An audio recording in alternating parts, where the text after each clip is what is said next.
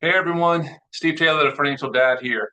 So, for today's topic, I'm speaking to you other financial parents out there. I'm not speaking to the kids, right? I'm speaking to you, mom and dad, and I'm asking a question. I'm trying to unearth an action that many parents do that is seemingly out of love, but creates many dramatic financial consequences for them and the family later on.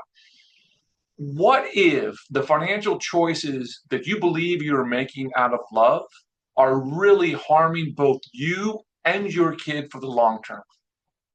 Think about that. You're saying, I'm doing these things because I love them. I would do anything for my kids, but this is really causing a really future of dependence of you potentially upon your kids and your kids being stressed out because they never really got good financial lessons. And now they're worried about providing for their parents at a later age. Everyone I talk to, every potential parent never wants to do that, but that happens. Okay. So for you out there, you parents, and you listen, your kids do not have to be 5 or 6 year olds. They can be 15, 20, 25, 30, right? I see this at all stages of life. Okay. So it's really important that you recognize what these mistakes are because they're really, they never go away and they can be changed at any point. So number one is you need to be able to tell your kids no in a consistent and understandable way. Now this is kids at every age, right? When you're going through a situation, you need to tell them, hey, listen, we can't afford that because of X. We can't do that because of Y. And even if they aren't happy or they get emotional about it, it doesn't matter, right? You need to put that in there so that they start to understand and to be able to have the conversations with you to understand, okay, once they're past the emotions, what do we need? Why was that the answer? How can we change this, right?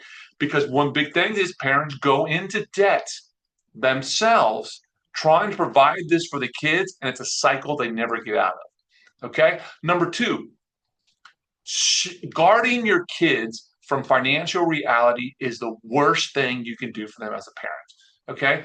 I don't want them to worry. My parents never had me to worry about it. I just want to take care of them and for them to pursue their passions. It is an enormous mistake and a disservice to your kids to not educate them and instruct them on the financial realities. Hey, if you guys had a good year, tell your kids. If you guys had a bad year or something changes, bring the kids to the table. I mean, one of the biggest things I did in my life is when I made a decision to switch careers and I knew it was going to be a tough path. We sat down with the whole family and the kids and we said, hey, listen, we're changing direction. We're still going to be, everything's fine, guys. I don't want you to worry, but things are going to be a little different and continue to talk to them about it so they understand. The worst thing you can do is not tell kids when something changes in your life, okay, because they see it and they sense it and it creates this stress. The third biggest mistake is once your kids get to an age where they're out of college, right? They're on their own. To continue have paying for them for everything is a huge mistake. If they're living at your house, charge them rent. It doesn't have to be a huge amount of rent. Don't pay for their cell phone. Don't pay for all these things. Make them start to be responsible on their own and understand what it is to pay for their items. I can't stress to try to do this sooner than later, right? If they got a little summer job, have them pay for something. Follow up and talk to them about it. Hey, you are now paying for your cell phone or whatever it might be. Talk to me about the process you went through to determine that you wanted to buy that new phone or that this service is better than that service. It's starting these conversations and teaching them about these realities so that they can be good responsible parents, right? Because kids don't know. They don't know the financial consequences of their actions or the long term effects because they've never had to do it. I don't care how smart your kid is, they don't know. So it's your job to educate them. Three might be number four, right? Biggest mistake you can do is that you, as a parent, stop saving for your future in the name of providing for the kids. Oh, but they really want to do that. So let me turn off this savings account here. Let me turn off my retirement. Let me go in and spend this for the kid because I love them and it's all going to work out.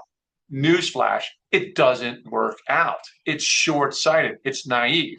Okay. Now, I'll even tell you, and I've had different videos about this, if in the short run you do have to accumulate some debt that you'll take you a little bit of time to pay off to continue your savings pattern, never turn off your savings pattern, right? And you show this to your kids, and your kids are going to appreciate it for later on down the line.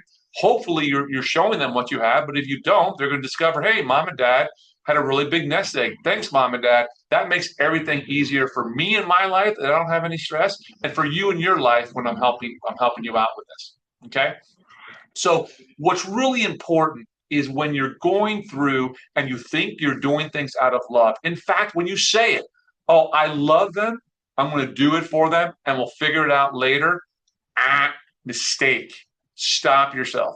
Go through, have this conversation, have the conversations with the kids, walk them through of why they can or cannot do that, right? It is your job, it is incumbent upon you to be a good parent. I mean, I have a great story about someone that walked up to me as a parent that said, hey, I don't know what to do. I'm really sad. I'm stressed out for my child.